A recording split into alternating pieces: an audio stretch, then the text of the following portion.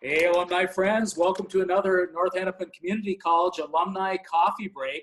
I'm your host, Troy Nellis, the alumni guy at North Hennepin Community College, and I am excited today to talk to Mr. Steve Adams. Steve is checking in from Los Angeles. He's a 1990 graduate of North Hennepin Community College, and he is currently a registered triage nurse for KECK-USC Medical Center.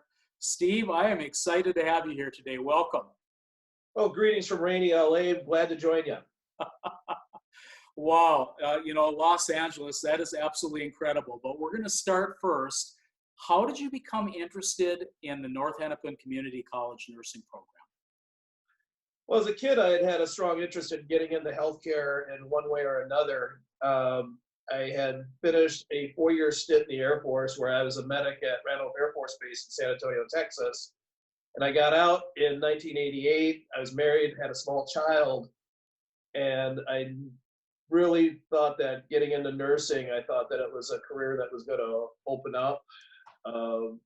North Hennepin had a good reputation for their program, so I was able to enroll. I was on the wait list. I was number one on the wait list, and for my luck, young lady got pregnant and dropped out of the program. So her dropping out allowed me to move in. So I was able to do this 2-year RN program through North Hennepin. And the advantage that we had with the 2-year RN program at North Hennepin was we had a lot of clinical time compared to students who were doing like bachelor science programs at other schools in Minnesota. We had a tremendous amount of clinical time, and we had phenomenal instructors, Margaret Soderquist, Sig Fox, Darlene Sitko, who was probably one of my favorite professors. She did the obstetrics unit when people are giving birth. And then we had our own version of a drill instructor, Kathy Campbell, who was an instructor who put the fear of God into an awful lot of students. Yeah. But our clinical preparation, our classroom preparation was fantastic. We had a very, very high rate of passing the nursing boards.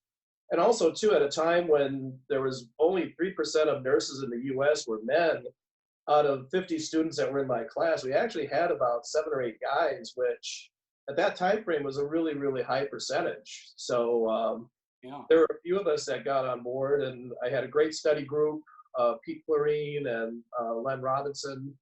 We spent a lot of time studying together. We had an unforgettable prep night before we did the nursing boards. Instead of cramming for the test like a lot of other people were doing, we were up in St. Cloud where they did the boards that year.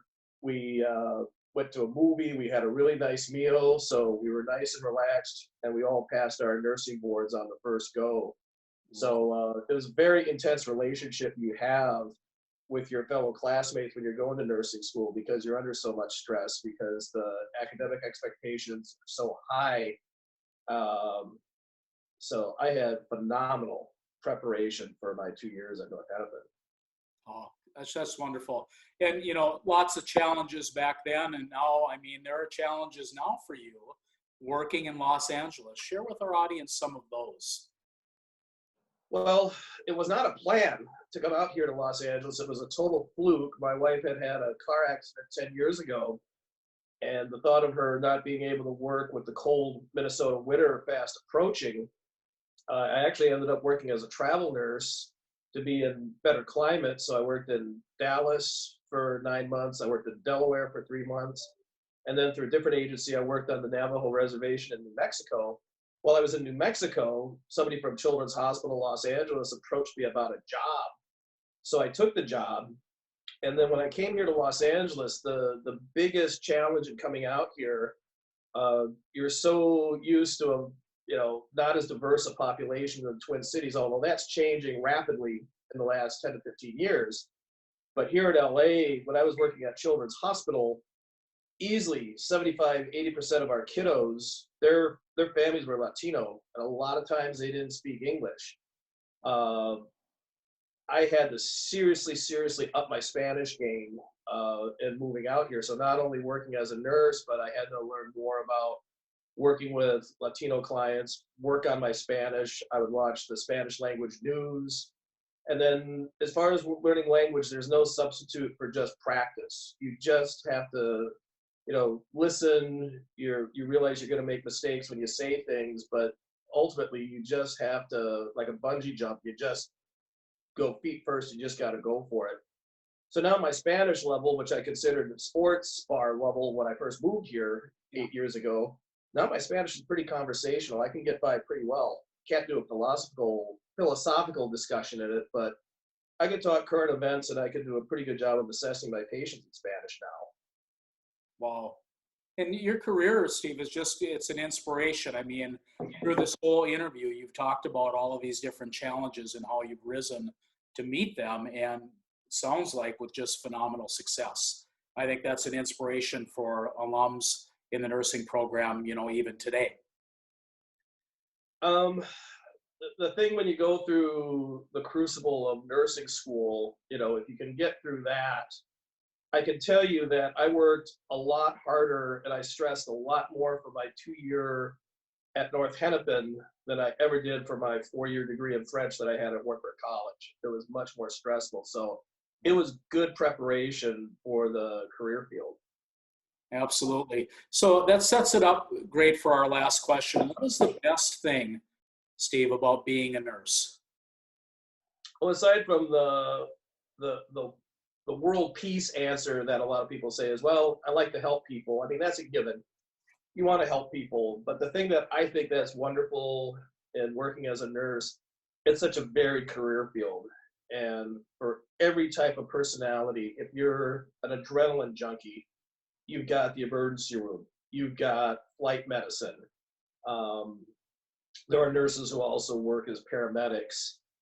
If you're more administrative, you can work being like a director of a nursing program, or you could be a manager of a unit in a hospital. If you like kids, you can work in pediatrics. If you like geriatrics, a lot of nursing now has become geriatric and focused anyway, just because you've got so many baby boomers that are now in their 70s, 80s, and I include myself as a baby boomer. I'm 59, so a lot of people are getting to that point, and they're using the healthcare system. So at any rate, you've got so much variety as far as what you can do. In my career, I've worked pediatrics, I've worked neurology, I've worked spinal cord rehab, I've been a phone triage nurse, I've worked in clinic settings where I've worked at a neurology clinic and a gastroenterology clinic at Children's Hospital. So there's so much variety. I mean, really, if you want to help people, if you want to work with people during their, probably the worst time of their life, it's a really, really good career field, and there's so much you can do with it. Oh, absolutely. Steve, I can't thank you enough. Your wealth of experience, sharing all of this today with our audience, it's been a real pleasure. And everybody out there, please tune in for the next NHCC Alumni Coffee Break. And until then, be happy, healthy, and safe. Skol! Thank you, Steve.